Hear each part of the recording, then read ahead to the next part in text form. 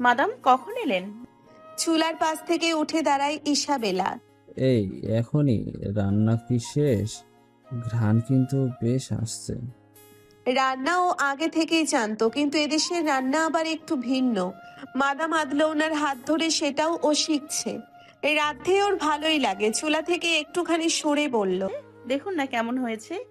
Madame আদলৌনা পাতিলের দিকে ঝুঁকে ঘ্রাণ দিয়ে চামচে নেড়েচেড়ে একটু টেস্ট করলেন। সব ঠিক আছে, বেশ দ্রুত শেখো তুমি ইসাবেলা। এক্ষেত্রে ক্রেডিট কিন্তু আপনারই, আপনি শিক্ষক হিসেবে ভালো। মাদাম আদলৌনা মুচকি হাসলেন। বেশিক্ষণ স্থায়ী হলো না তার হাসি। কিচেনের দরজার কাছে এসে থামলেন। ডান পাশের জানালা দিয়ে ফার্মটা দেখা যায়। ভেড়িগুলোর ক্লান্ত মুখ তাকে ভাবনাই ফেলে। এই তো তার ভবিষ্যৎ। এগুলোর কিছু হলে আবার ঘুরে দাঁড়ানোর স্বপ্নটা ভেঙে যাবে। ইসাবেলা স্যুপের পাত্র চুলা থেকে নামিয়ে রাখে। রাতে খাবার ওরা আরো দেরিতে খায়। তখন স্যুপটা গরম করে নেবে। মাদাম আদলৌনার গম্ভীর মুখ দেখে ইসাবেলা বলল। কি হয়েছে মাদাম? আপনাকে বেশ চিন্তিত দেখাচ্ছে। কিছু না। হাঁপ ছাড়লেন শব্দ করে। বসার ঘরে এসে বসলেন। সামনে ফায়ার প্লেসটা জ্বলছে। বেশ আরাম লাগছে উষ্ণতায়। মাধবে কি করছে? ইসাবেলা বসার ঘরে আসতেই জানতে চাইলেন মাদাম। ইসাবেলা বলল। বোধহয় পড়ছে। মাদাম আদলৌনা খেয়াল করলেন ইসাবেলার মুখ মলিন হয়ে উঠেছে। এমনটা হয় মাধবেই ওকে রাগালে। আবার কি করছে ও? কিছু না তো। মাদাম জানেন এই জবাবই দেবে মেয়েটা। অনুযোগ অভিযোগ করেই নাও, কিন্তু ছেলেকে তো তিনি চেনেন। সারাদিন ঘরে বসে বোর হলে মেয়েটাকে এটা ওটা বলে রাগিয়ে মজা নেয়। মিল হতেও ওদের সময় লাগে না। মাদাম তাই তেমন গুরুত্ব দিলেন না। ইসাবেলা বই হাতে বসলো তার সামনের সোফাতে। দুজনের মধ্যে আর তেমন কথাবার্তা হলো না। মাদামের মনটা বড় বিচলিত হয়ে আছে ভেড়িগুলোর পরিবর্তনে। একটু পর উঠে নিজের রুমের দিকে গেলেন। ইসাবেলার মনটা আজ ভীষণ খারাপ। মাধবেই আজ ওকে ধমকে দিয়েছে। দোষ কিছুটা ওরও ছিল, কিন্তু অমন দোষ তো ও রোজ করে। আজ তবে ধমক দিল কেন? ধমক দিয়েছে সেটাও সহ্য হয়, কিন্তু দুপুর থেকে সন্ধ্যা হয়ে এলো মাধবেই একবারও ডাকলো না। অভিমানে ওর কান্না পাচ্ছে। মাদাম তখন মন খারাপের কারণ জিজ্ঞেস করাতে ও প্রায় কেঁদেই ফেলতো। সেটা চাপা দিতে বইটা খুলে বসেছে। বই খুললে কি হবে, একটা বাক্য যদি মাথায় ঢুকছে সবগুলিতে যাচ্ছে। মনোযোগই দিতে পারছে না। বিরক্ত হয়ে বইটা পাশে বন্ধ করে রাখলো। অনেক হয়েছে। মাধবেই কথা না বললে ওর বইই যাবে। ইসাবেলা সিঁড়ি বেয়ে ওপরে উঠে এলো। মাধবের রুমের পরের রুমটা ওর। মাধবের দরজার সামনে এসে থেমে যায়। সারাদিন দরজাটা বন্ধ, একবারের জন্যেও খোলেনি। এমনটা আগে হয়নি। একা একা মাধবেই ঘরে বসে থাকেনি এতক্ষণ। আজ কি হলো ওর চিন্তা হচ্ছে ইসাবেলার। ও আর অভিমান করে থাকতে পারলো না। ধীর পায়ে এগিয়ে দরজার লকে হাত দিল। নিঃশব্দ খোলার চেষ্টা করলো ওটা। দরজা সামান্য ফাঁক করে উকি দেয়। বিছানা শূন্য। চোখ বুলালো ঘরের ভেতর। খাটের একপাশে ছড়িয়ে আছে কাগজ। হঠাৎ ওর কানে ফোঁপানোর শব্দ এলো। খাটের মাথার দিকের সংকীর্ণ জায়গাটাতে একটা মাথা দেখা গেল। মাধবেই কাঁদছে। দরজা ঠেলে ভেতরে ঢুকলো ইসাবেলা। রুমটাতে আবছা আধার। খোলা দরজা দিয়ে করিডোরের এক ফালি আলো ঢুকলো মাধবেই রুমে। মাধবেই চমকে তাকায় পেছনে। ইসাবেলার উদ্বিগ্ন মুখে খানিকক্ষণ সিক্ত চোখে চেয়ে রইল। আস্তে আস্তে ওর মুখটাতে অপরাধ বোধ জেগে ওঠে। মুখ ঘুরিয়ে বসলো আগের মতো। ইসাবেলা এগিয়ে যাবে তখনই চোখ পড়লো মেঝেতে পড়ে থাকা কাগজের উপর। কয়েকটার উপর করিডোরের স্পষ্ট আলো পড়েছে। একটা চিত্র ওর দৃষ্টি আকর্ষণ করলো। ইসাবেলা জানতো মাধবেই ভালো আঁকে। ইসাবেলার কয়েকটা ছবিও এঁকে দিয়েছে। একদম জীবন্ত ওর হাতের ছবিগুলো। এই যে মেঝেতে পড়ে থাকা মানবীর চিত্র, এও কিন্তু জীবন্ত লাগলো। কতদিন বাদে মুখটা আবার দেখলো ইসাবেলা। কাপা হাতে একটা চিত্র তুলে নিল। আশ্চর্যে অস্ফুটে বেরিয়ে এলো। তাতিয়ানা। ওর মাথায় যেন কিছুই ঢুকলো না।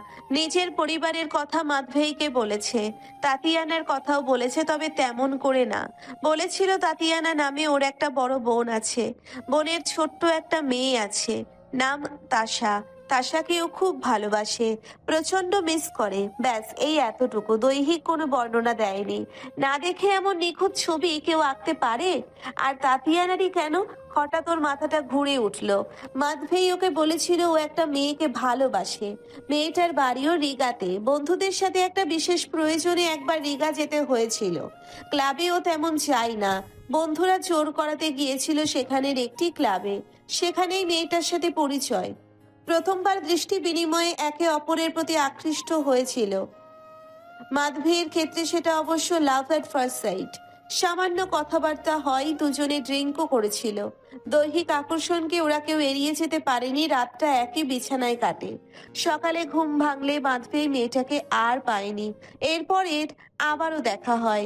সেদিন মেয়েটি নেশায় বুঁদ থাকলেও মাধবী পুরোপুরি চেতনায় ছিল। মাধবী চেয়েছিল কথা বলতে, কিন্তু কথা বলার মতো অবস্থায় ছিল না মেয়েটি। আগের রাতের মতোই সেই দিনও একই বিছানায় কাটলো, কেবল দেহের টান ছিল না সেদিন মাধবের। ভালোবেসে ছুঁয়েছিল মেয়েটাকে, ভালো লেগেছিল মেয়েটিকে ওর, ভেবেছিল সকালে ডেটের প্রস্তাব দেবে। কিন্তু আগের মতোই সকালে মেয়েটি ওর জেগে ওঠার আগেই চলে যায়। এরপর আর তাকে দেখতে পায়নি ওই ক্লাবে। পিতার মৃত্যুর খবরে রিগা থেকে দ্রুত ফিরে আসতে হয়েছিল, তারপর যুদ্ধে যেতে হলো। বছর কেটে গেলেও মেয়েটির স্মৃতি আজও মাধবীর মন থেকে যায়নি। ওই স্মৃতি ভালো লাগা থেকে ভালোবাসার সৃষ্টি করেছে। ইসাবেলা জানতো মেয়েটির প্রতি মাধবীর ভালোবাসার গভীরতা, কিন্তু সেই মেয়েটি যে ওর আপন সহোদররা তাও ও কল্পনাও করেনি। মাধবী মাথা হেট করে বসে আছে। ইসাবেলা সামনে গিয়ে বসলো, চিত্রটা এগিয়ে ধরতে মাধবী হাত বাড়িয়ে নেয়। ওর চোখ থেকে দুফোঁটা জল পড়লো তাতিয়ানার ছবির ওপর। সকালে বালিশের পাশে যে কাগজ ধরার কারণে তোমাকে ধমকেছি, এই ছিল বেল। এই মেয়েটির ছবি। আম সরি বেল, তোমার সাথে অমন ব্যবহার করা আমার উচিত হয় নাই। এই মেয়েকেই কি সে যার কথা বলেছিলে? হ্যাঁ। ওর ছবি দেখাতে চাওনি কেন? জানি না, বোধহয় একপাক্ষিক ভালোবাসা বলেই কাউকে ওকে দেখতে চাইনি। একপাক্ষিক? তুমি ভাবো ও তোমাকে ভালোবাসে না? মাধবী সে কথার জবাব দিল না। এই প্রশ্নের জবাব ওর কাছে নেই। ছবিটার দিকে একদৃষ্টিতে চেয়ে রইল। ইসাবেলা মাধবীকে দেখছে। মাধবেই, হুম। আমার দিকে একটু তাকাবে? ভ্রু কুচকে তাকায় মাধবী। ইসাবেলা ওর মুখ চোখ ভালো করে দেখে বিস্ময়ে বলল, আমি আগে কেন খেয়াল করিনি? কি? মাধবী প্রশ্ন করে। ইসাবেলা ওর চোখের দিকে চেয়ে বলল, তোমার চোখ, ওরও চোখের মনি তোমারটার মতো সবুজ। তারপর মুখের আদলেও তো কত মিল। হা ঈশ্বর! ইসাবেলা হাতে মুখ ঢাকলো। মাধবী ওর কথার অর্থ বুঝতে না পেরে বিভ্রান্ত মুখে চেয়ে আছে। তুমি কি বলছো বলো তো? কার চোখের মনি আমার মতো? কার সাথে মিল? ইসাবেলা চোখ ভরে উঠল জলে, ঠোঁটে হাসি।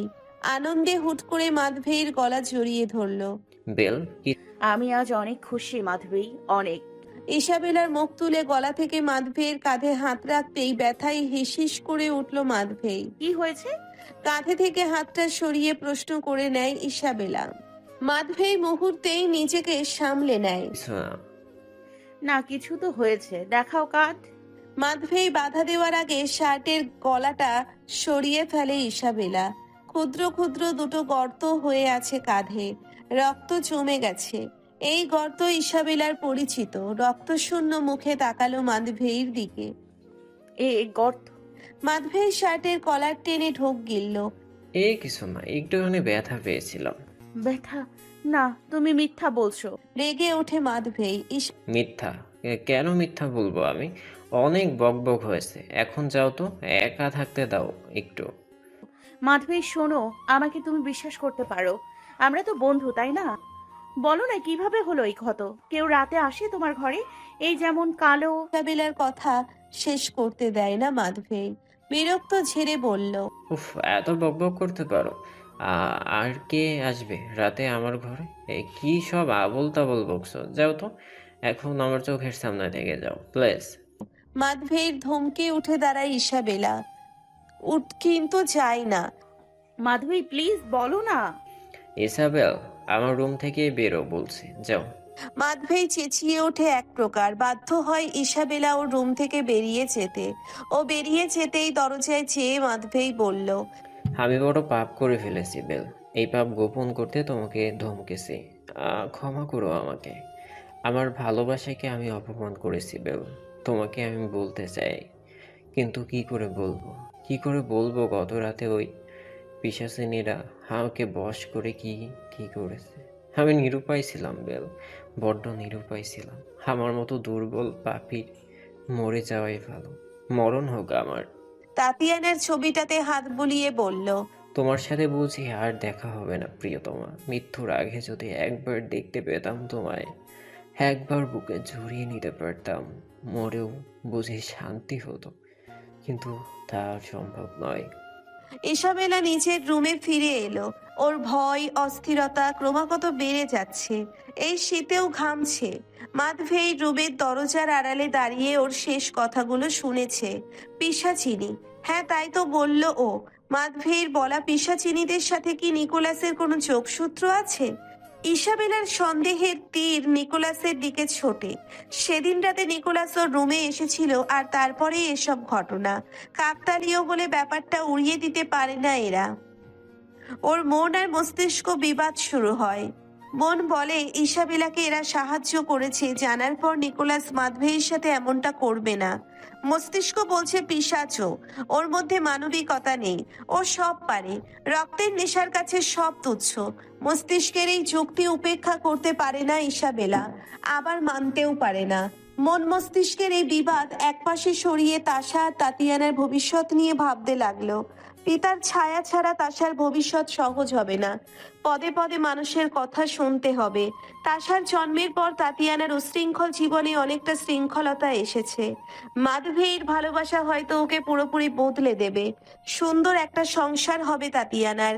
আন্না মেরিও ওলেক সহ বাড়ির সকলে খুশি হবে তাতিয়ানাকে সংসারী দেখে। মাধভেই ফিরে পাবে প্রিয়তমাকে। বেচারা জানেও না ওর একটা ফুটফুটে কন্যা সন্তান আছে। প্রিয়তমার গর্ভে নিজের সন্তান হয়েছে জানলে ও বুঝি আনন্দে আত্মহারা হয়ে যাবে। আর তাশা, সে বাবাকে পেলে কতই না খুশি হবে। মাদা মাদলেও না একমাত্র পুত্রের মুখ ছিয়ে বেঁচে আছেন। ছেলেকে সুস্থ হতে দেখার স্বপ্নে প্রহর গুনছেন। মাধভেইর যদি কিছু হয়ে যায় তবে এতগুলো মানুষের জীবনের খুশিগুলো মুছে যাবে। তাশা কখনো বাবাকে পাবে না। তাতিয়ানার জীবন স্বাভাবিক হবে না। মায়ের উশৃঙ্খল জীবনের প্রভাব পড়বে তাশার ওপর। আমার তালাশ ভবিষ্যৎ নষ্ট হতে দিব না আমি। মাধভেইর কিচ্ছু হবে না, কিছু হতে দিবই না আমি। কি করবে তবে? পরিচিত গলা শুনে পাশ ফিরে তাকায়। আগাথা বসে আছেন। আপনি কেন এসছেন আবার? বলেছি তো আপনার কথা মতো কিছু করব না। ইসাবেলা রাগ মুখে উঠে দাঁড়ায়। আগাথা হতাশ গলায় বলেন, আমি জানি। জানেন, তবে কেন এসছেন? নতুন করে মিথ্যা বলতে? আমার ইমোশন নিয়ে খেলা করতে? ইসাবেলার রাগ গলে অশ্রুজল জমে চোখের কার্নিশে। আগাথা বলেন, তুমি ভুল বুঝছো আমায় ইসাবেলা। আমি তো কেবল তোমাকে সাহায্য করতে চেয়েছি এবং চাচ্ছি। তাচ্ছিল্য ভরে হাসলো ইসাবেলা। তাই মিথ্যে বলা, আমার অনুভূতি নিয়ে খেলা করা বুঝি আপনার সাহায্য? আগাথা, আমি তোমায় মিথ্যে বলিনি। আচ্ছা, বলেছিলেন বিকেলের পরে ছাড়া আপনি পৃথিবীতে আসেন না, অথচ সেদিন দুপুরের আগে এসেছিলেন। ভেবেছিলেন নেশায় বুঁদ হয়েছিলাম, খেয়াল থাকবে না, সময়ের হিসাব। তারপর ম্যাক্সের সাথে আমার কোনো সম্পর্ক আছে কি না জানতে চাইলে এড়িয়ে গেলেন। এসবের অর্থ কি দাঁড়ায় বলুন আগাথা? আপনি জানেন ভ্যালেরি আমার হৃদয়ে কতখানি জুড়ে আছে, আর তাই ওর মৃত্যুকে হাতিয়ার করে আমাকে দিয়ে নিজের কাজগুলো করিয়ে নিতে চেয়েছিলেন, ঠিক না? আগাথা নিরুত্তর মুখে চেয়ে কাষ্ঠ হাসলো ইসাবেলার। আমার মন সরল আগাথা, কিন্তু বোকা নই আমি। দেরিতে বুঝলেও অনেক কিছুই বুঝি। ভ্যালেরির মৃত্যু সামনে দেখেও আমাকে পালাতে বলেছিল। ও বলেনি প্রতিশোধ নিতে, কারণ আমার ভ্যালেরি আমাকে কোনো দিন বিপদের মুখে ঠেলে দিতে চায়নি। আপনি নিজের স্বার্থে আমাকে বিপদের দিকে যেতে উৎসাহ দিয়েছেন। আমার বাচ্চা মরাতে আপনার কিছু এসে যায় না, তাই না আগাথা? আমার সব কথায় এখন মিথ্যে মনে হবে, তাই জবাব আজ আর দেব না আমি। একদিন আমাকে বুঝবে। এই নিরুত্তর থাকার কারণ সেদিন তুমি উপলব্ধি করবে ইসাবেলা। আর শুধু মাধবেকেই বাঁচানোর কথা ভাবো। ইসাবেলার সরাসরি তাকালো এবার আগাথার দিকে। আপনি আপনি মাধবেইর ব্যাপারটা জানেন? হ্যাঁ, আমি তোমাকে সাহায্য করতে চাই এই ব্যাপারে, যদি তুমি রাজি হও। ইসাবেলা এই মুহূর্তে আর কোনো পথ দেখে না। কিভাবে বাঁচাবো মাধবেইরকে? ও যে আমাকে কিছুই বলছে না। হতাশ মুখে বসলো আগাথার পাশে। ওর বলার প্রয়োজন নেই, আজ রাতে আমি তোমাকে সব দেখাবো, তৈরি থেকো। মাথা নাড়ার ইসাবেলা। আগাথা অদৃশ্য হবে তখনই বলল। বিনিময়ে কি চান? আগাথা বললেন, আপাতত বিনিময়ের কথা না হয় থাক, মাতবেকেই বাঁচাতে হবে আমাদের, ওটাই মাথায় রেখো। আসি। আগাথা চলে যেতেই মাদাম আদলৌনা ডিনারের জন্য ডাকলেন। ইসাবেলা নিচে গেল। মাধভেইকে ডাকতে সে জানায় আজ নিচের রুমে খাবে। মাদাম আদলৌনা বেশ বুঝতে পারছেন ইসাবেলা এবং মাধভেইর মধ্যে গুরুতর কিছু একটা হয়েছে, নয়তো মাধভেই একা একা ডিনার করতে চাইবে কেন? ইসাবেলাও প্রতিবাদ করছে না। ইসাবেলাকে আর একবার জিজ্ঞেস করলেন ওদের মধ্যে কিছু হয়েছে কিনা। আগের মতোই বলল কিছু হয়নি। ইসাবেলার গম্ভীরতা দেখে আর বেশি প্রশ্ন করলেন না। খাবার আজ নিজেই নিয়ে গেলেন ছেলের রুমে। বিছানায় আতশোয়া হয়ে চোখ মুদে ছিল মাধভেই। মাকে দেখে স্বভাব সুলভ মৃদু হাসলো। মায়ের সাথে অন্য দিনের মতো স্বাভাবিক কথাবার্তা বলল। তবুও কোথাও একটা খটকা লাগছে মাদামের। মাধভেই স্যুপ খাচ্ছে। মাদামও রসার পাটাতে হাত বুলিয়ে বললেন, ইসাবেলাকে কিছু বলেছো তুমি? মেয়েটার মুখ ভার করে আছে। ঠোঁটের কাছে নেওয়া সুপ ভর্তি চামচটা থেমে গেল। মায়ের দৃষ্টির তীক্ষ্ণতা এড়াতে তড়িঘড়ির আবার মুখে দিল চামচা। পূর্ণ চামচ মাটিতে নামিয়ে রেখে হেসে বলল, তখন একটু মজা করেছিলাম, তাতেই অমন রেগে আছে। একটু পরে ডেকে মানিয়ে নেব, চিন্তা করো না। মাদাম মাথা দোলালেন। চামচে স্যুপ নাড়াচাড়া করতে করতে একটুখানি ভেবে বলল, ও কি কিছু তোমাকে বলেছে মা? কোন ব্যাপারে? মাধভেই মায়ের ভুরু কুচকে যাওয়া মুখটা দেখে জবাবটা বদলে ফেলল। ওর বাড়িতে চিঠি পাঠানোর ব্যাপারে চিঠি পাঠাবে নাকি? ভাবছিলাম আর কি। ও, কিন্তু তা সহজ হবে না। জানোই তো লিথুপিয়া এখন জার্মানের কবজায়। ওদেশে চিঠি চালাচালি করছো, টের পেলে ঝামেলা হবে। চিঠি পাঠানোও তো সহজ কাজ নয়। কে যাবে পোস্ট অফিসে? আমিও সে কথাই ভাবছিলাম, তবুও একটা চেষ্টা করে দেখব। এতদিন আপনজনকে ছেড়ে মেয়েটার কষ্ট হচ্ছে, কোনোভাবে রিগাতে পৌঁছে দিতে পারলেও মনে শান্তি পেতাম। যাই করো সাবধানে। নতুন কোনো বিপদ আমি আর চাচ্ছি না বাবা। মাধভেই শেষ চামচ স্যুপ মুখে দিয়ে মাথা নাড়াই হ্যাঁ সূচক। মাদাম আদলৌনা ট্রে হাতে উঠে দাঁড়ান। তার যাওয়ার পথে চেয়ে থাকতে থাকতে চোখ ভিজে এলো মাধভেইর। ঠোঁট চেপে কেঁদেই দিল এক সময়। মা বড় একা হয়ে যাবে ভাবতেই কান্নার জল বাড়ল আরো। তখন প্রায় মধ্যরাত। আগাথাকে অনুসরণ করে মাধভেইর রুমের দিকে চলল ইসাবেলা। নিঃশব্দে ভেজানো দরজা আরেকটু ফাঁক করে ওকে দিল দুজন রুমের ভেতর। করিডোরের আলো নিভানো। আগাথা অদৃশ্য হয়ে যায়। হঠাৎ জানালার পর্দা উড়ে সরে গেল একপাশে। সেই আলোতে মাধভেইর রুমটা আস্তে আস্তে পরিষ্কার ইসাবেলার সামনে। দৃষ্টি থামলো মাধভেইর বিছানার উপর। নগ্ন দুটো নারী মূর্তি মাধভেইর উপরে আষ্টে পৃষ্ঠে জড়িয়ে আছে ওরাই। ইসাবেলা স্পষ্ট শুনতে পাচ্ছে মাধভেইর চাপা গোঙানির শব্দ। নারী মূর্তি দুটির মুখ মাধভেইর গলায় ডুবে আছে। কিছুক্ষণ যেন শ্বাস ফেলতে ভুলে গেল ইসাবেলা। পিশাচিনীদের একজন মিহি হাসির শব্দ তুলে সরে এলো মাধভেইর গলার কাছ থেকে। ওদের মতো নির্বস্ত্র মাধভেই। চোখ নামিয়ে নিল ইসাবেলা। এখনো বুঝেছে কেন তখন মাধভেই সত্যি বলতে চায়নি। এই লজ্জা ঢাকতে এড়িয়ে গেছে সকল প্রশ্ন। আবার তাকালো সামনে। সরে আসা ডাইনিটা মাধভেইর কোলে বসেছে। কামনার সুখে ওর মাথাটা খানিক ঝুঁকে গেছে পেছনে। চাঁদের আলোয় ওকে চিনতে একটুও সময় লাগলো না। নামটা মনে করার চেষ্টা করলো। গ্যাব্রিয়েলা। ক্রোধের ব্রহ্মতালু জ্বলে ওঠে। ক্ষিপ্র গতিতে পা বাড়াতে কেউ টেনে ধরে। চেঁচিয়ে উঠতে গেলে মুখ চেপে ধরে পরিচিত হাতটা। বোকামি করো না, খালি হাতে লড়াইয়ে পেরে উঠবে না ওদের সাথে, ছিঁড়ে খাবে মুহূর্তে তোমাকে।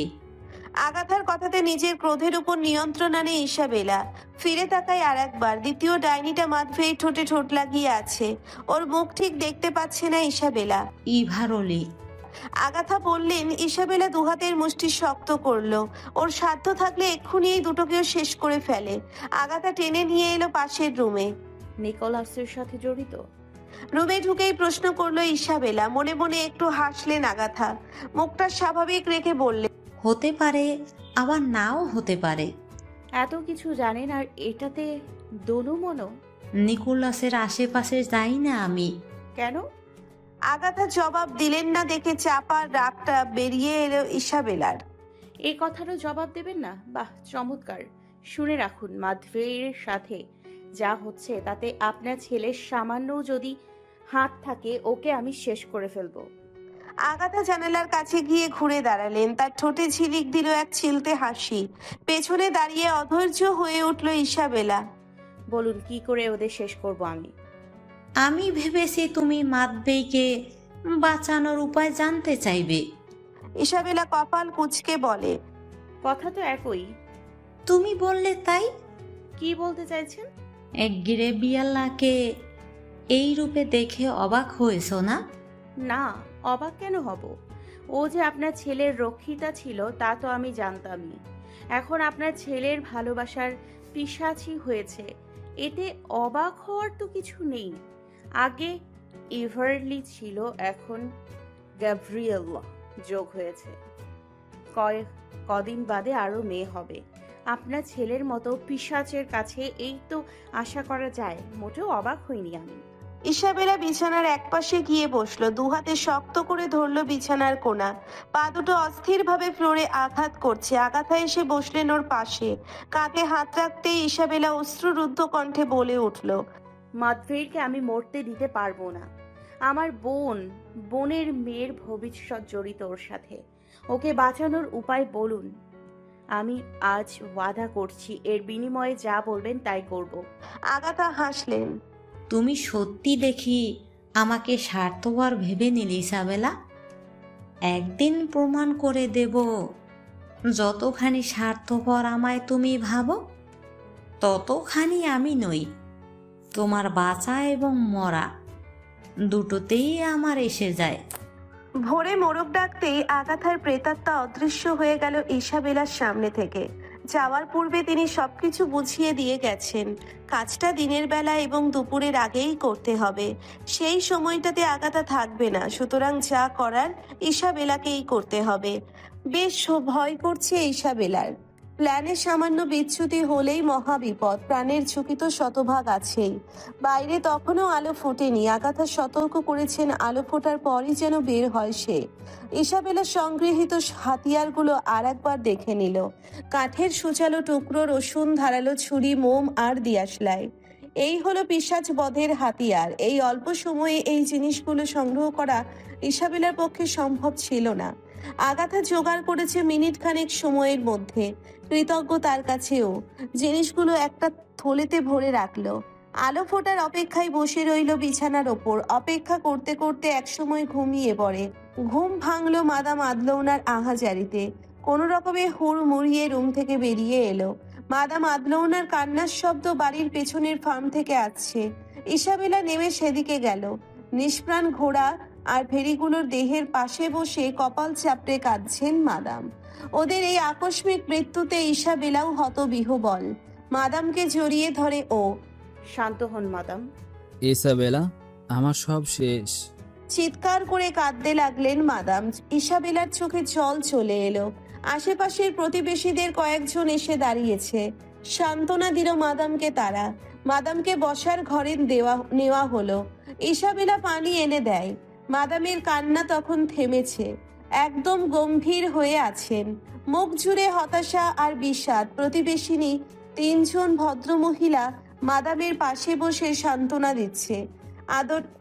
তাদেরই একজন হা হুতাশ করে বললেন, কি যে হয়েছে গাঁয়ে বুঝতে পারছি না। এই তো গত সপ্তাহ থেকে শুরু হয়েছে এই অদ্ভুত মৃত্যুর ঘটনা।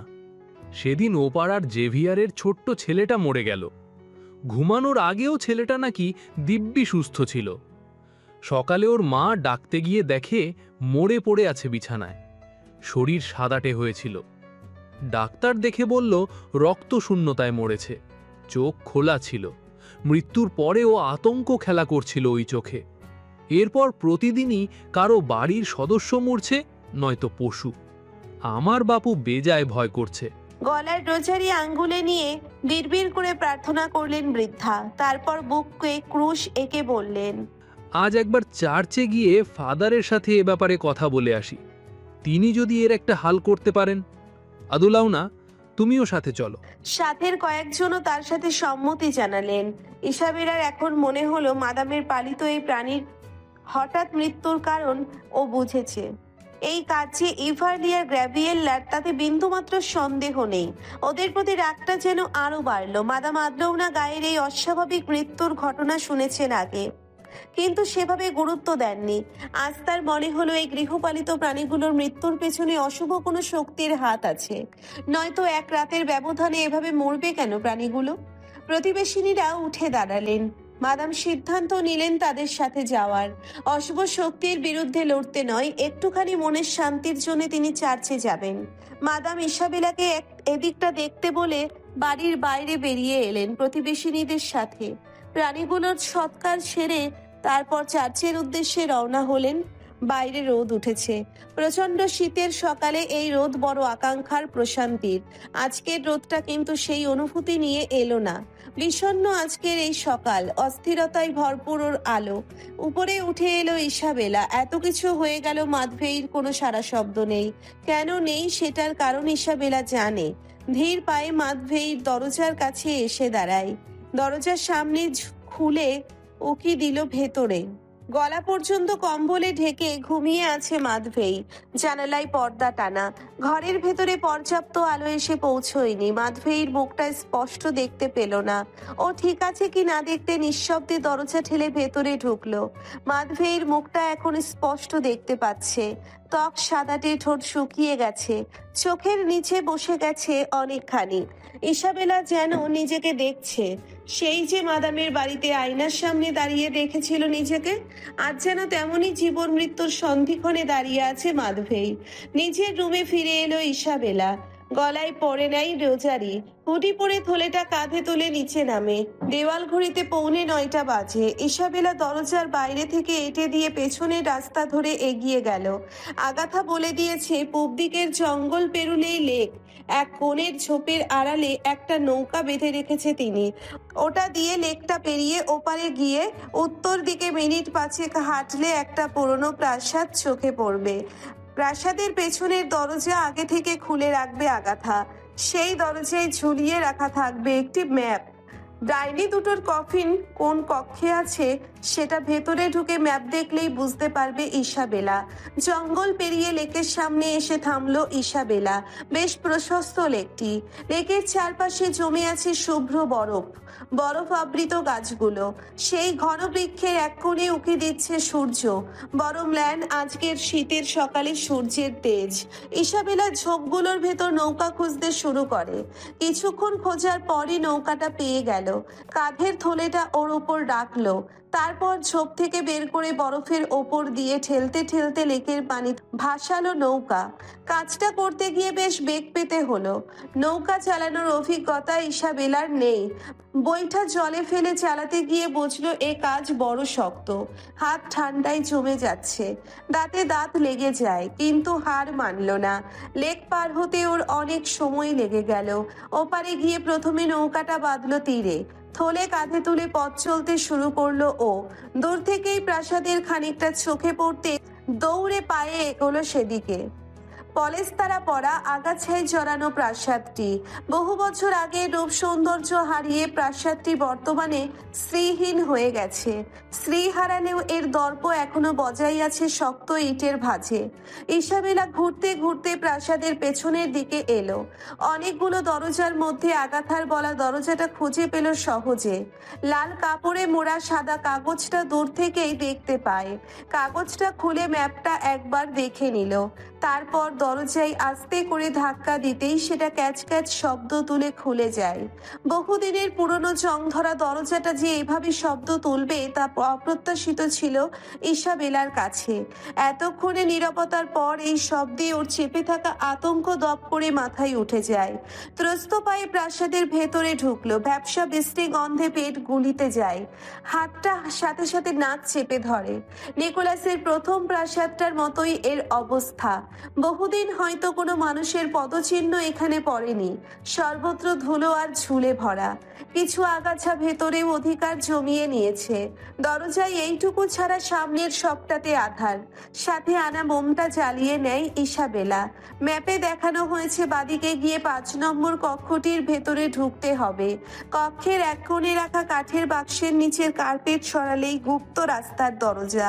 সিঁড়ি বেয়ে গুপ্ত রাস্তার শেষে নেমে এলেই সংকীর্ণ একটি স্থান। সেখানেই রয়েছে ডাইনি দুটোর কফিন। ইসাবেলা 5 নম্বর দরজা ঠেলে ভেতরে প্রবেশ করে বেশ অবাক হলো। ঝকঝকে পরিষ্কার কক্ষটি। কক্ষের মাঝে আছে বড় একটি খাট, চাদর বালিশ সবই নতুন। খাটটা ছুঁয়ে দেখলো, আঙ্গুলে একটুও ধুলো লাগেনি। এই রুমে আরো আছে একটি টেবিল, একটি চেয়ার আর আলমিরা। টেবিলে এখনো দোয়াতে চাপা দেওয়া কিছু সাদা কাগজ পড়ে আছে। টেবিলের সামনে থেকে ঘুরে দাঁড়াতে ম্যাপে আঁকা বাক্সটা চোখে পড়লো। তালাবন্ধ বাক্স, খুব ভারী ওটা। সরাতে কষ্ট হলো ইসাবেলার। বাক্সটা সরিয়ে লাল রঙের কার্পেট তুলতেই কাঠের গুপ্ত রাস্তার দরজাটা পড়ল। দরজা একপাশে সরিয়ে দিতেই একে বেঁকে নেমে যাওয়া সিঁড়িটা দেখতে পায়। কাঁধের থলেটা শক্ত করে ধরল। লম্বা শ্বাস নিয়ে ডান পা রাখলো সিঁড়িতে। এক হাতে মোমের আলো। দোড়ো দোড়ো বুকে সিঁড়ির এক একটা ধাপ বেয়ে নিচে নামছে। ভয়কে যতই দূরে ঠেলছে সেটা যেন ধীর পদে ওরই দিকে ফিরে আসছে পুনরায়। এই শীতেও কপালে বিন্দু বিন্দু ঘামের সৃষ্টি রয়েছে। সিঁড়ির শেষ ধাপে নেমে থমকে দাঁড়ায়। নিচের এই সংকীর্ণ জায়গাটাতে ভুতুরে আধার জমে আছে। নিজের শ্বাস প্রশ্বাসের শব্দ গুমোট এই স্থানের দেওয়ালে দেওয়ালে বাড়ি খেয়ে যেন বিকট গর্জন তুলছে। অজান্তেই শ্বাস থেমে যায় ইসাবেলার। হাতের আলোটা কেঁপে ওঠে। ভয় কাটতেই কিছু সময় লেগে যায়। মোমের আলো তুলে চোখ বুলিয়ে নিতে কফিন দুটো চোখে পড়ে। থলেটা কাঁধ থেকে নামিয়ে হাতে নিয়ে এগিয়ে যায়। এইটুকু আসতে অনেক সময় চলে গেছে। আর বিলম্ব করলে বিপদ হবে। নিজের ভীরু মনে সাহস সঞ্চয় করে প্রস্তুতি নিল চূড়ান্ত কাজের। মোমটা একপাশে রেখে থলে থেকে একে একে সব বের করলো। তারপর প্রথম কফিনটার মুখ খুলে ফেলে। ইসাবেলা ভয় আতঙ্ক মুহূর্তেই রাগে রূপ নেয়। দৃষ্টি স্থির কফিনে শুয়ে থাকা ইভারলির দিকে। দেখে যেন মনে হচ্ছে পরম শান্তিতে ঘুমিয়ে আছে ও। হঠাৎ ওর ঘুমন্ত মুখের ভাব বদলে গেল। ইভারলির নিদ্রিত চোখের ওপরের ভ্রু কুঁচকে গেছে। লাল টুকটুকে ঠোঁটের পাশ দিয়ে বেরিয়ে এসেছে সাদা দাঁত।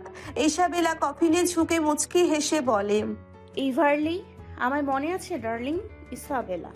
হ্যাঁ, আমি ইসাবেলা, মিস্টার ভ্যালোরিয়ার ভাগ্নি, যাকে খুব মেরেছিলে। তোমার সাথে অনেক হিসেব বাকি আমার। আজ ভাবছি সব হিসেব চুকিয়ে দেব। রাগে লাল হয়ে উঠেছে ইভারলির মুখ। ইসাবেলা ওর মুখে চেয়ে তাচ্ছিল্যের হাসি হাসে। অসহায়ত্ব কাকে বলে মর্মে মর্মে বোঝাবে আজ ইভারলিকে। থলে থেকে একটা রসুন বের করে ইভারলির ঠোঁটের মাঝে গুজে দিল। মুহূর্তে ইভারলির রাগ আতঙ্কে রূপ নেয়। করুণ হয়ে যায় মুখটা। ইসাবেলার ওর প্রতি একটুও করুণা হলো না। এই সুন্দর করুণ মুখের মুখোশের আড়ালে রয়েছে এক ভয়ঙ্কর ডাইনি। জাগা মাত্রই যে ইসাবেলাকে শেষ করে ফেলতে 1 সেকেন্ড দেরি করবে না। গভীর শ্বাস নিয়ে কাঠের টুকরোটা তুলে নেয় ইসাবেলা। বসিয়ে দেয় ইভারলির হৃৎপিণ্ড বরাবর। ইভারলির নিথর দেহ ঝাঁকুনি দিয়ে ওঠে সাথে সাথে। দ্রুত ছুরিটা দিয়ে ধর থেকে মাথাটা আলাদা করে ফেলে। মোমটা তুলে এনে ওর ছিন্ন দেহের দিকে নিতেই ইভারলির মুখটা যেন দয়া ভিক্ষা করে। ইসাবেলা ক্ষণিকের জন্য থেমে যায় ওই অসহায় মুখ চেয়ে। পর মুহূর্তেই মনে পড়ে ইভারলির নিষ্ঠুরতা। মোমের আগুন ইভারলির সারা শরীরে ছড়িয়ে পড়ে। এই আধার সংকীর্ণ জায়গাটা আগুনের লেলিহান শিখায় আলোকিত হয়ে ওঠে। পুড়ে ছায়ে রূপান্তরিত হয় ইভারলি। ইসাবেলা পরের কফিনের মুখ সরিয়ে নিরাশ হয়, সাথে ভীত। এই কফিন শূন্য, গ্র্যাভিয়েল্লা তবে কোথায়? প্রচন্ড উত্তেজনায় কাঁপছে ইসাবেলার সর্বশরীর। যে মেয়েটি ক্ষতিকর মশা মাছি ছাড়া কোনো প্রাণী হত্যা করেনি, আজ সে কিনা এক ডাইনি বধ করে এসেছে। ডাইনি হলেও তো ওর রূপ মানবীয়। শক্ত করে মুষ্টিযুদ্ধ দুই হাতের দিকে তাকালো। ইসাবেলার পবিত্র মন এই ঘটনা কিছুতেই সহজভাবে নিতে পারছে না। অনুভূতিরা সব জমে আছে বরফের ন্যায়। জীবন থেকে এ কোন মোড়ে এনে ছাড়লো? এই মোড়ে না আনলেই কি হতো না? ইভারলিকে ওকেই কেন মারতে হলো? ইসাবেলায় কান্না আসছে না, বুকের ভেতর ভার হয়ে আছে। বারবার চোখে ভাসছে ইভারলিকে মারার ঘটনা। এখনো বিশ্বাস করতেই কষ্ট হচ্ছে অমন নিষ্ঠুরভাবে কাউকেও শেষ করেছে। মনটা স্তব্ধতায় ঢেকে আছে। হাত দুটো পেছনে আড়াল করে নিল। উদ্ভ্রান্তের মতো বেরিয়ে এলো প্রাসাদ থেকে। গ্রাভিয়েল্লার কথা সেই মুহূর্তে আর মনে পড়ল না। এক প্রকার দৌড়ে গেল লেকের দিকে। ওর দম বন্ধ হয়ে আছে এখানে। থলে নৌকায় ফেলে নৌকা লেকের জলে ভাসালো। বইটা চালাতে গিয়ে বারবার হাত ফসকে যায়। কোনো রকমে লেকের এপাশে এসে থলে কাঁধে তুলে দৌড়তে লাগলো সামনে। মাদাম আদলৌনা চার্চ থেকে ফিরছিলেন, হাতে ফাদারের দেওয়া পবিত্র জল ভর্তি পাত্র। বাড়ির কাছাকাছি আসতে থেমে দাঁড়ালেন ইসাবেলার ফ্যাকাশে বিপন্ন মুখ দেখে। ইসাবেলা অন্যমনস্ক হয়ে বাড়ির দিকে এগোচ্ছিল। মাদামকে প্রথমে খেয়াল করেনি। ইসাবেলা, নিকটে আসতে মাদাম আদলৌনার ডাকে চেতনা ফেরে। ক্ষণিক থমকে দাঁড়িয়ে রইল। ক্রমেই ওর মুখের ভাব বদলে যেতে লাগলো। আতঙ্কিত হয়ে ওঠে ও। দৌড়ে এলো মাদামের কাছে। তাকে কিছু বলার সুযোগ না দিয়ে হাত ধরে টেনে বাড়ির ভেতর নিয়ে এলো। দরজা ভেতর থেকে এঁটে দিয়ে ছুটলো কিচেনে। মাদাম ওর এই আচরণে বিস্মিত হলেন। কিছুক্ষণ পরেই বেরিয়ে এলো ইসাবেলা, হাতে এক ঝুড়ি রসুন। ঝুড়িটা মেঝেতে রেখে হড়বড়িয়ে বলল, মাদাম, সুই আর সুতো নিয়ে আসুন। বিস্ময় পুরোপুরি কাটিয়ে ওঠেননি মাদাম। সহজ গলায় জিজ্ঞেস করলেন, কেন? আরে রসুন দিয়ে কি করবেন? পরে বলছি, আগে সুই সুতো আনুন প্লিজ। সই সুতোর বাক্সটা বসার ঘরের এক কোণে রাখা শেলফেই ছিল। পবিত্র জলের পাত্রটা টেবিলে রেখে মাদাম এনে দিলেন সুই সুতো। পালিত প্রাণীগুলোর আকস্মিক মৃত্যুতে তার মনটা এমনিতেই ভীষণ খারাপ। খানিকক্ষণ একা নীরবে থাকতে পারলে ভালো হতো, কিন্তু এখন ইসাবেলার এই অদ্ভুত আচরণের বিরক্তিই হচ্ছেন। ইসাবেলা সুই সুতো নিয়ে রসুনের মালা তৈরি করছে। তাড়াহুড়োতে ওর আঙ্গুলে সুই ঢুকে রক্ত বের হলো। ব্যথায় উহু করে উঠল। মাদাম চুপচাপ দাঁড়িয়ে এই পাগলামি দেখতে পারলেন না। ওর হাত থেকে রসুনের মালাটা টেনে নিয়ে রাগত গলায় বললেন, কি করছো এসব? হয়েছে কি? ইসাবেলা মাদামের মুখের দিকে কিছু সময় ভাবলেশহীন চেয়ে রইল। তারপর হঠাৎ দুকড়ে কেঁদে উঠল, দুহাতে মুখ ঢেকে। মাদাম আদলৌনার দৃষ্টি নরম হলো। কাছে এসে ওর পিঠে হাত বুলিয়ে দিলেন। মাদাম, আমার ভয় করছে। ইসাবেলার এই ভয় কেবল মৃত্যুকে ঘিরে নয়, নিজের পবিত্র সত্তাকে হারিয়ে ফেলার ভয়। মাদাম আর মাদভেইর জীবনে করুণ পরিণতি দর্শনের ভয় ওকে কাতর করে তুলেছে। ভয়কে জয় করতে গিয়েও পরাজিত হয়ে ফিরেছে। এই পরাজয়ের গ্লানি ওকে কাঁদিয়ে ছাড়ে। দুর্বল হয়ে পড়ে আগের চাইতে বেশি। মাদাম আদলৌনা ভাবলেন, প্রতিবেশিনীর কথাতে বুঝি ভয় পেয়েছে মেয়েটা। যে সান্ত্বনা নিজেকে দিতে পারেননি তাই ওকে দিলেন। ওসব শোনা কথা। ভয় পেলে হয় নাকি? ভয় পেও না, এগুলো ভিত্তিহীন কথা, এসবের সত্যতা নেই। ইসাবেলা মাদামকে বোঝাতে চাইলো নিজের ভয়ের কারণ, কিন্তু এই মুহূর্তে ওর মুখ দিয়ে কোনো কথা বেরুলো না। মাদাম ওর চোখ মুছিয়ে দিলেন। নাস্তা করেছো? দুদিকে মাথা নাড়ায় ইসাবেলা। মাত্র ভেই? পুনরায় প্রশ্ন করলেন মাদাম। না। মাদাম উঠে কিচেনে গেলেন। ইসাবেলা একদৃষ্টিতে চেয়ে রইল মেঝের দিকে। ঘড়ির পেন্ডুলামের ঢং ঢং শব্দে চমকে ওঠে। ভীত সন্ত্রস্ত হয়ে উঠল ফের। অর্ধেক বানানো রসুনের মালাটা হাতে তুলে নিল। মাদাম নাস্তার ট্রে হাতে ওর সামনে এসে বসলেন। টোস্ট, ডিম পোচ আর কফির দিকে ফিরেও তাকালো না ইসাবেলা। মাদাম রসুনের মালার দিকে চেয়ে বললেন, এটা দিয়ে কি হবে? ডাইনির পথ রোধ হবে। মাথা না তুলে থমথমে গলার জবাব দিল ইসাবেলা। মাদাম ভুরু কুচকালেন। ডাইনি? ইসাবেলা সে কথার জবাব না দিয়ে মালা তিনটে থলেতে ভরে নিল। হাতে নিল কিছু রসুন আর থলেটা। দাঁড়িয়ে বলল, আসুন আমার সাথে। নাস্তা করবে না? এখন ওসবের সময় নেই। ইসাবেলা সিঁড়ির দিকে পা বাড়ায়। মাদাম বড় বিভ্রান্ত বোধ করছেন আজ। কিচেনে গিয়ে মাধভেইর নাস্তার ট্রে হাতে করে ওপরে এলেন। মাধভেইর রুমে এসে তার হৃৎপিণ্ড থেমে যাওয়ার উপক্রম। বিছানায় শুয়ে থাকা ছেলের মুখে চেয়ে স্তম্ভিত। গতকালও মাধভেইকে তিনি সুস্থ দেখেছেন। এক রাতের ব্যবধানে ছেলের স্বাস্থ্য ভেঙে পড়েছে। মুখ সাদাটে হয়ে গেছে। ট্রেটা টেবিলে রেখে ছেলের পাশে বসলেন মাদাম। মাধভেই। পিট পিট করে দুর্বল চোখের পাতা খুলল মাধভেই। অস্ফুটে জবাব ডাকলো, মা মা। বাছা আমার, এ কি হয়েছে তোর? কাঁদো কাঁদো হয়ে গেলেন মাদাম আদলৌনা। মাধভেই উঠে বসার চেষ্টা করে ব্যর্থ হয়। মাদাম বসতে সাহায্য করলেন। মাধভেইর নজর তখন গেল জানালায় দাঁড়ানো ইসাবেলার দিকে। জানালার কাছে কিছু ঘষছে ও। কি করছো বেল? ইসাবেলা শুনতে পেল না ওর ভগ্ন গলার স্বর। মায়ের দিকে তাকান মাধভেই। মাদাম আদলৌনার মনে পড়ে জোভিয়ারের ছেলের কথা। পুত্র হারানোর ভয় পেয়ে বসলো তাকে। হাউমাউ করে কাঁদতে শুরু করলেন এবার। মাধভেই কিছুতেই মাকে শান্ত করতে পারছে না। অন্যদিকে ইসাবেলা জানালায় কি সব করছে। এত যে ডাকছে মেয়েটা সাড়া দিচ্ছে না। ক্লান্ত অবসন্ন হয়ে এলো শরীর। মায়ের হাতটা কোলে নিয়ে চোখ মুদে বিড়বিড় করে বলে, কেঁদো না মা, কেঁদো না। জানালা আর দরজায় রসুন ঘষে মাধভেইর কাছে এসে দাঁড়ায় ইসাবেলা। মাদাম আদলৌনা সিক্ত চোখে তাকালেন ওর মুখে, তারপর ওর হাতের রসুনের মালার দিকে। ইসাবেলা হাতের মালাটা গলায় পরিয়ে দিতে চকিতে তাকালো মাধভেই। এ কি? বিরক্তি এবং বিস্ময় দুটোই স্পষ্ট মাধভেইর গলার স্বরে। টেনে ছিঁড়ে ফেলতে গেলে ধমকে ওঠে ইসাবেলা। খবরদার, ওটা যদি ছিঁড়েছ, এটা গলায় থাকলে ডাইনিটা তোমার ধারে কাছেও আসবে না। মাধভেইর চোখ বড় হয়ে যায়। কিভাবে জানলে? গত রাতে সব দেখেছি। তাছাড়া আমিও একদিন তোমার জায়গায় ছিলাম মাধভেই। আমার গল্পটা অন্যদিন একদিন বলবো। আজ আমাকে বিশ্বাস করে যা বলি শোনো প্লিজ। শুনবে তো? মাধভেইর চোখ ছলছল করে। মাথা নাড়িয়ে বলে, হ্যাঁ শুনবো। আমি মরতে চাই না বেল, আমাকে প্লিজ বাঁচাও। ইসাবেলা হাঁটু মুড়ে বিছানার পাশে বসে। ওর হাতটা ধরে বলে, আমাকে বিশ্বাস করো মাধভেই। হ্যাঁ। তবে বিশ্বাস রাখো, তোমাকে আমি মরতে দিব না। তোমাদের আমি মরতে দিব না।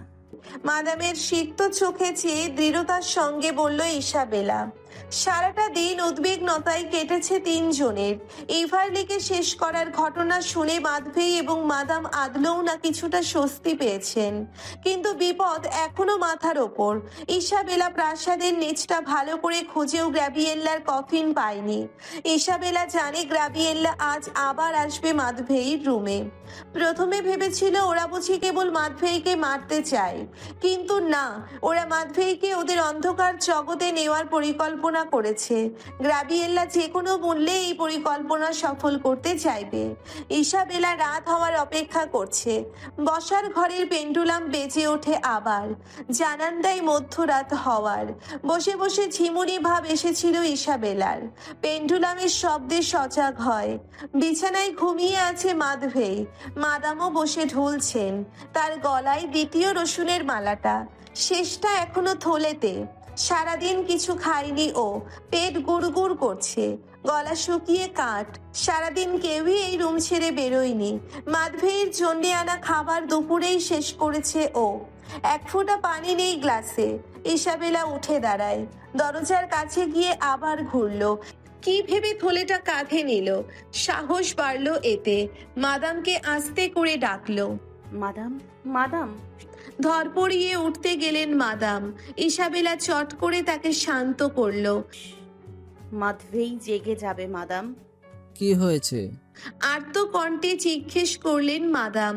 ইসাবেলা বলল, আমি নিচ থেকে পানির জগটা আনতে যাচ্ছি, আপনি ভেতর থেকে দরজা দিয়ে বসুন, আমি না ডাকলে খুলবেন না কিন্তু। ইসাবেলা দরজা খুলে মাথা বাড়িয়ে করিডোর দেখে নিল।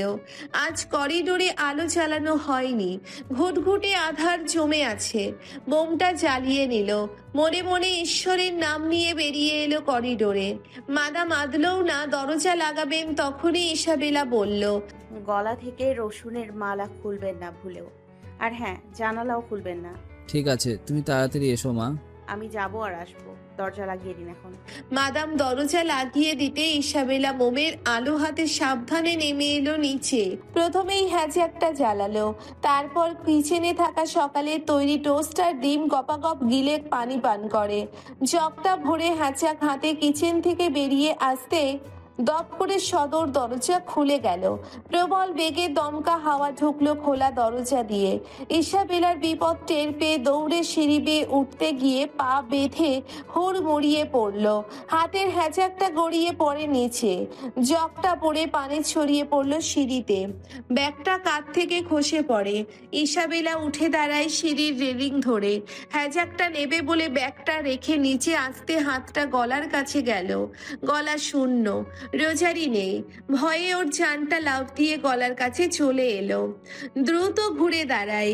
ওই তো সিঁড়িতে ছিঁড়ে পড়ে আছে রোজারি। সিঁড়ির দিকে পা বাড়াতে কেউ পেছন থেকে ওর চুলের মুঠি চেপে ধরে শূন্যে তুলে ছুঁড়ে ফেলে সদর দরজার মুখে। আ আর্তনাদ করে ওঠে ইসাবেলা। ওর আর্তনাদের শব্দ ঢাকা পড়ে যায় গ্রাবিয়েল্লার হাসির খিলখিলানিতে। ইসাবেলা মুখ তুলতেই সামনে একজোড়া পলিশ করা জুতো দেখতে পায়। ভেবেছিল নিকোলাস, কিন্তু নিকোলাস নয়। ওর সামনে দাঁড়িয়ে রিচার্ডের ভয়ঙ্কর পিশাচ মূর্তি। হঠাৎ থেমে গেল দমকা হাওয়া। অশান্ত প্রকৃতি এখন শান্ত। নির্মম নীরবতা ভাঙল ইসাবেলার ক্লেশিত কাতরানিতে। ওর ঘাড় ধরে টেনে তুললেন রিচার্ড। তারপর গলা চেপে ধরে কর্কশ গলায় বললেন, বড় সাহস দেখিয়েছ মেয়ে। কি ভেবেছিলে আমরা টের পাবো না? হ্যাঁ, এবার লিগে তুমি শেষ করেছো। ইসাবেলার মুখটা আরো ভীত হয়ে ওঠে। প্রাণপণে চেষ্টা করে রিচার্ডের হাত থেকে নিজেকে ছাড়াতে। রিচার্ড ওর গলা আরো জোরে চেপে ধরেন। দম বন্ধ হয়ে আসে ইসাবেলার। আমার ছেলেকে পই পই করে বলেছিলাম মেরে ফেলো মেয়েকে। শোনেনি আমার কথা। তোর মতো তুচ্ছ মেয়ের জন্য ও আমার কথা অমান্য করেছে। ভালোবাসে আমাকেও, নিকোলাস ভালোবাসে আমাকে। সাহস করে মিথ্যা কথা বলল ইসাবেলা। কথাগুলো কিন্তু পুরোপুরি মিথ্যা নয়। ওর প্রতি নিকোলাসের ফিলিংস আছে। নিজে মুখে স্বীকার করতে শুনেছে ইসাবেলা। আজ সেই কথাগুলোকে আশ্রয় করে বিপদ মুক্ত হতে চাইল। ভেবেছিল ছেলে ভালোবাসে জানার পর রিচার্ড ওর ক্ষতি করতে দুবার ভাববে, কিন্তু হলো উল্টো। প্রচন্ড রেগে গেলেন রিচার্ড। পেছনে গ্র্যাবিয়েল্লার হাসি থেমে যায়। ফোঁস ফোঁস করছে ও। রিচার্ড গলায় আরো জোরে চাপ দিতেই মুখ নীলচে হয়ে উঠল ইসাবেলার। চোখের সামনে অন্ধকার দেখে। রিচার্ডের হাত হঠাৎ ঢিলে হয়। ছেড়ে দেয় ইসাবেলাকে। মেঝেতে উবু হয়ে পড়ল। খুব খুব করে কাঁদছে। স্বাভাবিক করার চেষ্টা করছে শ্বাস প্রশ্বাস। রিচার্ড ওর দিকে ঝুঁকে বলে, নিকোলাস তোমাকে ভালোবাসে? মাথা নাড়ায় ইসাবেলা। হো হো করে হেসে ওঠেন রিচার্ড। ওর হাসি দেখে গ্র্যাবিয়েল্লাও হাসে। রিচার্ড হাসতে হাসতে বলে, আমার জীবনে শোনা বেস্ট জোকস। বোকার স্বর্গে বাস করছিস? কোথায় নিকোলাস আর কোথায় তুই? তোর মতো মেয়েকে বড় জোর একটা বিছানায় রাখবে, কিন্তু ভালোবাসবে? Very funny. গ্রাবিয়েল্লার বিদ্রুপ দাঁতে দাঁত কামড়ে সহ্য করে ইসাবেলা। রিচার্ডের দিকে চেয়ে বলে, আমার কথা বিশ্বাস না হলে নিকোলাসকে ডাকুন, ও নিজেই স্বীকার করবে আমাকেও ভালোবাসে। কথাগুলো বলে মনে মনে পস্তালো। এখন যদি সত্যি নিকোলাস আসে তখন কি হবে? কিন্তু এটাই ও চাচ্ছে। ওর বিশ্বাস নিকোলাস এলে ও অন্তত প্রাণে বেঁচে যাবে। বোকা তুমি। নিকোলাস কাউকে ভালোবাসে না, বাঁচতে পারে না। ওর মধ্যে সেই ফাংশনই নেই। রিচার্ড বললেন। ইসাবেলা জোর গলায় বলে, এটা আপনার ভুল ধারণা হতে পারে। জীবন মৃত, কিন্তু ওর হৃদয় আছে। প্রতিটি হৃদয়ই কারো না কারোর জন্য স্পন্দিত হয়, কাউকে না কাউকে ভালোবাসে। নিকোলাস হৃদয়হীন নয়। নিকোলাস হৃদয়হীন। এই যে তোমার সামনে আমি দাঁড়িয়ে আছি, এটাই তার প্রমাণ। তোমাকে মারতেও আমাদের পাঠিয়েছে, ইভারলির হত্যার প্রতিশোধ নিতে পাঠিয়েছে আমাদের নিকোলাস। ইসাবেলা উঠে দাঁড়িয়ে বলে, মিথ্যা কথা, আপনি মিথ্যা বলছেন। সত্যি বলছি রিচার্ড, শেষ নিঃশ্বাস ত্যাগ করার আগে এ কথা মনে প্রাণে বিশ্বাস করবি তুই। বিশ্বাস করিয়েই ছাড়বো। নিকোলাস তোকে ভালোবাসে, এই ভূম তোর মরণকালে কাটবে। গ্রাবিয়েল্লার ঠোঁটে ক্রূর হাসি, সাদা চকচকে সদন্ত বেরিয়ে এলো। রিচার্ড সদম্ভে বসলো বসার ঘরের সিঙ্গেল সোফাটাতে। মাথা নাড়িয়ে ইশারা করতে গ্রাবিয়েল্লা ইসাবেলার কাঁধে সমস্ত চাপ দিয়ে বলে, হাঁটু মুড়ে বস। ব্যথায় কোকিয়ে উঠলেও সে কথা মানে না ইসাবেলা। গ্রাবিয়েল্লা রাগে হিসিয়ে ওঠে। বস হারামজাদি, বস। না। শির উন্নত করে জবাব দেয় ইসাবেলা। রিচার্ডের চোয়াল শক্ত হয়, পরক্ষণেই ঠোঁটের কোণা বেঁকে যায় কপট হাসিতে। তোমার নামটা যেন কি মেয়ে? ইসাবেলা জবাব দেওয়ার প্রয়োজন বোধ করে না। গ্রাবিয়েল্লা ওর উন্নত শির সজোরে চেপে ঝুঁকিয়ে দিয়েছে, কিন্তু হাঁটু মুড়ে বসাতে পারেনি। এত জোর ইসাবেলা হঠাৎ কোথা থেকে পেল কে জানে। রিচার্ড দুচোখ বন্ধ করেন। ইসাবেলা লক্ষ্য করে সেই সময় তার বাহাতের তর্জনী চক্রাকারে ঘুরছে। সেকেন্ড খানিকের মধ্যে রক্তিম চোখ জোড়া মেলে তাকালেন ওর দিকে, একটু ভাবুক হলেন, তারপর বললেন, ইসাবেলা। ইসাবেলা, চমৎকার নাম তোমার। তবে নামের মতো তোমার ভাগ্য চমৎকার না। এই অল্প বয়সে দুনিয়ার মায়া ছাড়তে হবে। আমার বড্ড খারাপ লাগছে তোমার জন্য, একটু করুণা করতে ইচ্ছে করছে। হ্যাঁ, বাঁচতে চাও ইসাবেলা? আমাকে ছেড়ে দিন প্লিজ। বাঁচতে চাও ইসাবেলা? আবারও একই প্রশ্ন করলেন রিচার্ড।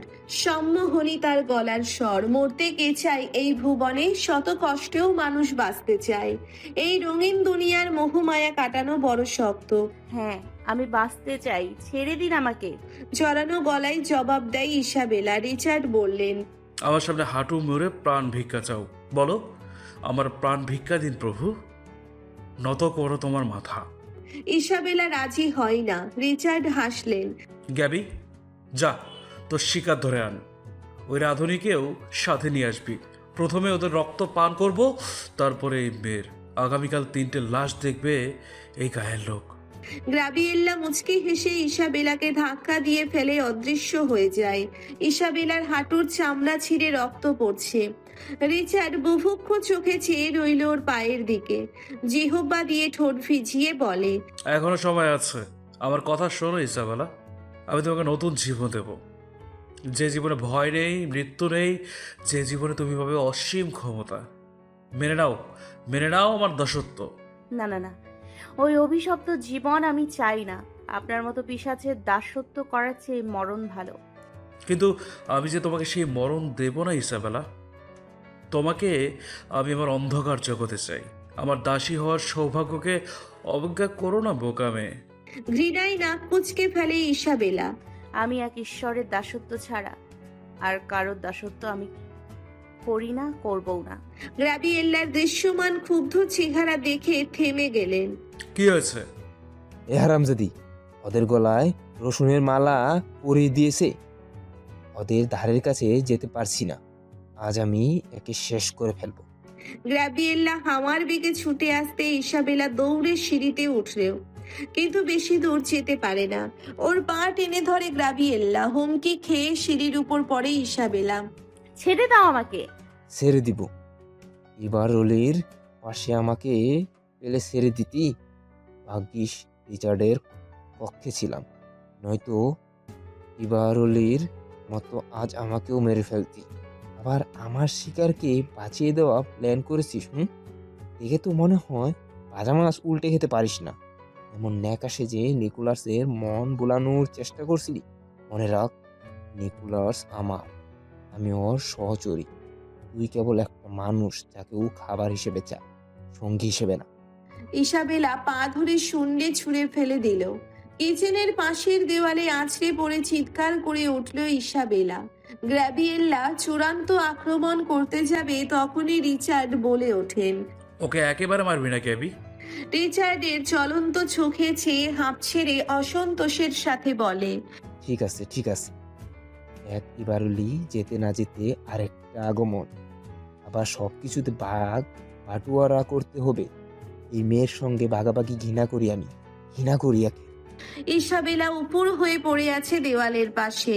গ্রাবিয়েল্লা ভাবলো জ্ঞান হারিয়েছে। রাগত মুখে ঝুঁকে ওর চুল টেনে ধরে মুখোমুখি আনে। কপাল ফেটে রক্ত গড়াচ্ছে। লোভে জিহ্বা লক লক করছে গ্রাবিয়েল্লার। ইসাবেলার রক্তাক্ত কপাল জিহ্বা দিয়ে চাটতে শুরু করে। ঠিক সেই সুযোগে ইসাবেলা চোখ মেলে তাকায়। হাতে লুকানো কাঠের টুকরোটা বসিয়ে দেয় ওর হৃৎপিণ্ড বরাবর। আর্তনাদ করে ওঠে গ্রাবিয়েল্লা। দূরে ছিটকে যায়। ইসাবেলা কালক্ষেপণ করে না। রসুনের মালাটা পরে নেয়। ব্যাগের পাশে পড়ে থাকা রসুন আর ছুরি হাতে দৌড়ে যায় গ্রাবিয়েল্লার দিকে। গ্রাবিয়েল্লা সিঁড়ির উপর থেকে ছুঁড়ে ফেলার পূর্বে ব্যাগটা তুলে নিয়েছিল বুকের সাথে। গ্রাবিয়েল্লাকে ছাড়বে না ও। যন্ত্রণায় ছটফট করছে গ্রাবিয়েল্লা। ইসাবেলার চোখ ঝাপসা হয়ে আসে, রক্তে মুখ ভিজে গেছে। মাথা ঝাঁকিয়ে টলতে টলতে এসে থামে গ্রাবিয়েল্লার পেছনে। ওর চুলের মুঠি চেপে হাঁটুর উপর বসায়। তারপর গলা পেঁচিয়ে ধরে বাহু দ্বারা। ওর এই রূপ দেখে রিচার্ড লাফিয়ে ওঠেন সোফা থেকে। চিৎকার করে বলেন, খবরদার ইসাবেলা, ভালোই ভালো বলছি, ছেড়ে দাও ওকে। ইসাবেলা যেন কিছুই শুনতে পায়নি। অসহ্য যন্ত্রণায় ছটফটরত গ্রাবিয়েল্লার ঠোঁটের মধ্যে পুড়ে নেয় রসুনটা। ছুরি চালিয়ে দেয় ওর গলায়। রিচার্ড বারবার নিষেধ করছে। ইসাবেলার গলায় রসুনের মালা তাকে কাছে আসতে বাধা দেয়। এই অসহায়তে গর্জন করতে লাগলেন। ইসাবেলার কোনো দিকে যেন হুঁশ নেই। যমদূত আশ্রয় নিয়েছে বুঝি ওর মধ্যে। চোখ দুটো স্থির, মুখ কঠিন। গ্রাবিয়েল্লার শিরচ্ছেদ করে চুল ধরে শীতটা তুলে রিচার্ডের দিকে চেয়ে বলে, আমি বাঁচতে চাই, কিন্তু ভিক্ষার জীবন নিয়ে নত হয়ে নয়। আমি বাঁচতে চাই শির উন্নত করে। রিচার্ডের কুপিত মুখে দৃষ্টি অনড় রেখে অপ্রকৃতিস্থের মতো মুচকি হেসে গ্রাবিয়েল্লার ছিন্ন মাথাটা ছেড়ে দেয়। দপ করে ওটা মেঝেতে পড়ে। হাঁটু মুড়ে বসে আছে গ্রাবিয়েল্লার মাথাবিহীন শরীর। রিচার্ডের দিকে চেয়ে গ্রাবিয়েল্লার দেহের সামনে এসে দাঁড়ায়। পা দিয়ে আঘাত করে ফেলে দেয় মাথাবিহীন গ্রাবিয়েল্লার দেহ। অপমানে দুচোখ বন্ধ করে রিচার্ড। চোখ মেলতে দেখে ইসাবেলার হাতে দিয়াশলায়। ওটাতে আগুন জ্বালাতেই সদর দরজার উপস্থিত হয় উদ্বিগ্ন চেহারার নিকোলাস। ইসাবেলাকে জীবিত দেখে উদ্বিগ্নতা খানিক কাটলেও মেঝেতে পড়ে থাকা ছিন্ন দেহ ওকে বাকরুদ্ধ করে দেয়। পাশে দাঁড়ানো রিচার্ড চেঁচিয়ে ওঠে, দেখো নিকোলাস, দেখো তোমার দয়ায় বেঁচে যাওয়া এই মেয়ে কি করেছে। নিষেধ করেছিলাম ওকে বাঁচিয়ে রাখতে, শোনোনি তুমি। তোমার ভুলে ইভারলি আর গ্যাব্রিয়েলকে হারাতে হলো আজ। একদিন আমাদের সবাইকেও এভাবে শেষ করবে। প্রমাণ করে দিয়েছে ও সিস্টার ভ্যালেরিয়ার ভাগ্নি। এখনো সময় আছে, মেরে ফেলো এই মেয়েকে, মেরে ফেলো। পিতার কথা শুনে ক্রোধে জ্বলতে লাগলো নিকোলাসের দৃষ্টি। ইসাবেলা সেই দৃষ্টিতে চেয়ে কেঁপে উঠল, কিন্তু এক চুল পিছু হটল না। নিকোলাসকে আজও শিক্ষা দেবে, বুঝিয়ে দেবে ও আর দুর্বল নেই, ভয় পায় না ওকে। বুঝিয়ে দেবে ওর কারণে ইসাবেলা বদলে গেছে, ওর কারণে আজকে ওকে এমন নিষ্ঠুর হতে হলো। চোখ পুড়ছে, কিন্তু কাঁদবে না ইসাবেলা।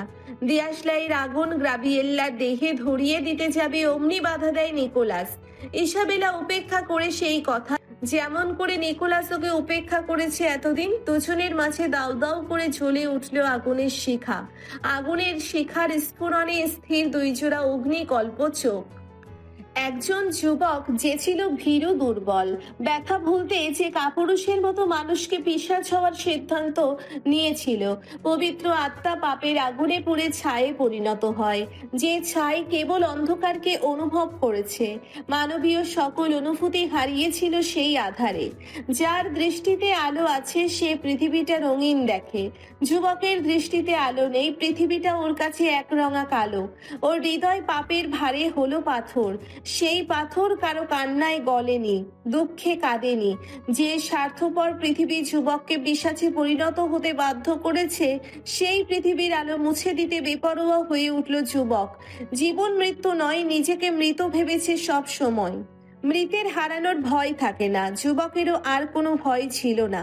সে নিজেই হয়ে উঠেছিল ভয়ের আর এক নাম। আশ্চর্য, বহুকাল পরে আবার ভয় অনুভব করছে ইসাবেলা অ্যালেক্সিভ। এই মেয়েকে প্রথম দেখে নিকোলাসের পাথর হৃদয় জানান দিয়েছিল, এখনো খানিক স্পন্দন তাতে অবশিষ্ট। চোখে ঘোর লেগে যায়, হৃদয় লাগে দোল। বহুকাল পরে সে এক নতুন অনুভূতির সম্মুখীন হয়। যাকে দুর্বলতা ভেবে বারবার দূর দূর করেছে, বারবারই নতুন উদ্যমে ফিরে এসেছে ওর মনের দুয়ারে, তিক্ত বিরক্ত হয়ে ইসাবেলাকে চিরতরে দূর করতে চায়। রওনা হয় রিগার উদ্দেশ্যে। এই যাত্রাপথে দুজনে কিছুটা কাছে এলো। নিকোলাস বহুকালের স্বভাব ছেড়ে এক মানবীর প্রতি প্রকাশ করলো ভালো লাগা। ভালো লাগার মানবীর কিছু হয়ে যায় এই শঙ্কায় শঙ্কিত থাকে, আগলে রাখতে শুরু করে। এদিকে ভেতরে ভেতরে চলে মহাযুদ্ধ, হৃদয়ের সাথে স্বভাবের, মনের সাথে মস্তিষ্কের। এই যুদ্ধে হৃদয়কে তুচ্ছ হতে হয় ম্যাক্সের সাথে ইসাবেলার সম্পর্ক জেনে। আবার নিষ্ঠুরতা দেখায় নিকোলাস, বিপদের মুখে আহত অবস্থায় ফেলে চলে যায়। এই চলে যাওয়া কেবল শরীরের, হৃদয়টা ততদিনে ইসাবেলাকে ধারণ করে নিয়েছে। কত কি করেছে হৃদয় থেকে ওকে ছেড়ে ফেলতে, কিন্তু পারেনি। ফিরে এসেছে আবার ইসাবেলার দুয়ারে। দূর থেকে মাধবী আর ইসাবেলার সান্নিধ্য দেখে জ্বলে পুড়ে অঙ্গার হয়েছে। মনে মনে আশ্চর্য হয়ে ভেবেছে, মৃতের কি ব্যথাবোধ থাকে? যে বাতাসে ইসাবেলার গন্ধ পাওয়া যায়, সেই বাতাসে ছেড়ে গিয়েছিল নিকোলাস। ও ইসাবেলার জন্য ঠিক নয়, ইসাবেলাও ওর জন্য বেঠিক। এবার শুধু নিজের ভালো চিন্তা করলো না, ইসাবেলার ভালো ভাবলো। নিকোলাস জার্মানি বসে খবর পেল ইভারলির পরিণতির কথা। এর পেছনে কে দায়ী রিচার্ড খোলাখুলিভাবে জানায়নি, বলেছিল স্থানীয় কেউ একজনের কাজ। নিকোলাস মারতে আদেশ করে দেয়, ভাবেওনি যাকে মারতে আদেশ দিয়েছে সে আর কেউ না, ওরই প্রিয়তমা ইসাবেলা। যখন পল সত্যিটা জানায়, ততক্ষণে অনেক দেরি হয়ে গেছে। লিথুনিয়া এসে ইসাবেলার এই ভয়ঙ্কর নির্মম রূপ ওকে স্তব্ধ করে দেয়। ক্রোধের আগুনে প্রজ্বলিত চোখচোরা নিকোলাসের হৃদয়ে যন্ত্রণার সৃষ্টি করে।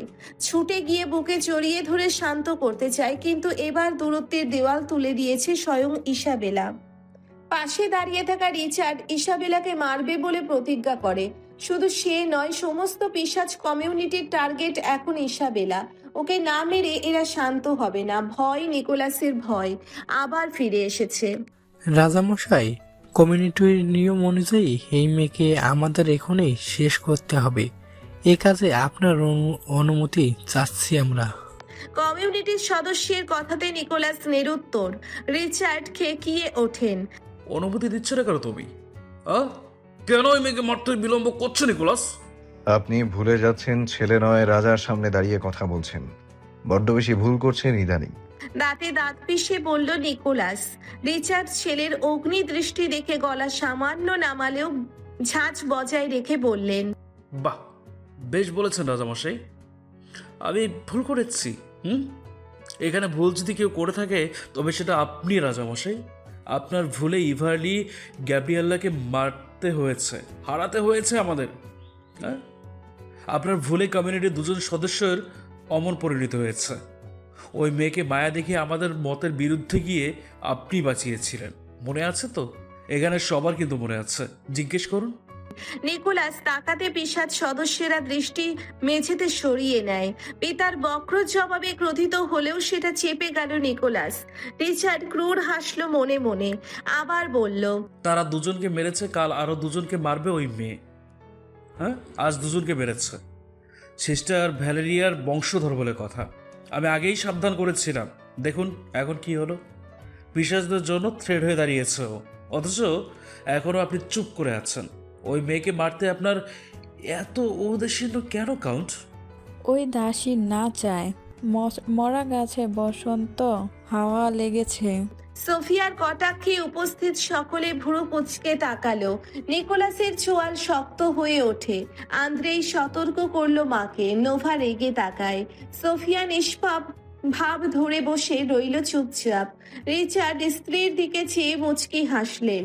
হাসি স্থির রেখে নিকোলাসকে লক্ষ্য করে বললেন, ও তবে এই কারণ আমাদের কাউন্ট প্রেমে পড়েছেন? রিচার্ড, নিকোলাসের চোখে রিচার্ড এবার সম্মান হারালো।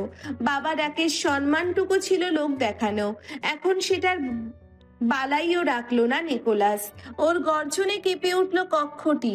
রিচার্ড ঢোক গিলল। কর্কশ গলায় নিকোলাস বলল, আপনি যথার্থই বলেছেন, ভুল করেছি আমি। হ্যাঁ, ভুল করেছি। আপনাকে সম্মান দেখিয়ে এবং আপনার রক্ষিতাকে আপনার পাশে বসার অনুমতি দিয়ে ভুল করেছি। আজ তার দারুণ মাসুল গুনছি। বড় বেশি স্পর্ধা দেখালেন আপনারা, বড় বেশি। এরপরে ক্ষমা নয়, শাস্তি পাবেন আপনি এবং আপনার রক্ষিতা। নিকোলাস, বলে যাচ্ছ ও আমার স্ত্রী এবং তোমার মা। আর আপনি ভুলে যাচ্ছেন আমি রাজা, এটা আমার রাজত্ব। এখানে যদি কারো শাসন হুকুম চলে তবে সেটা একা আমার। আপনি আপনার স্থান ভুলে গেছেন।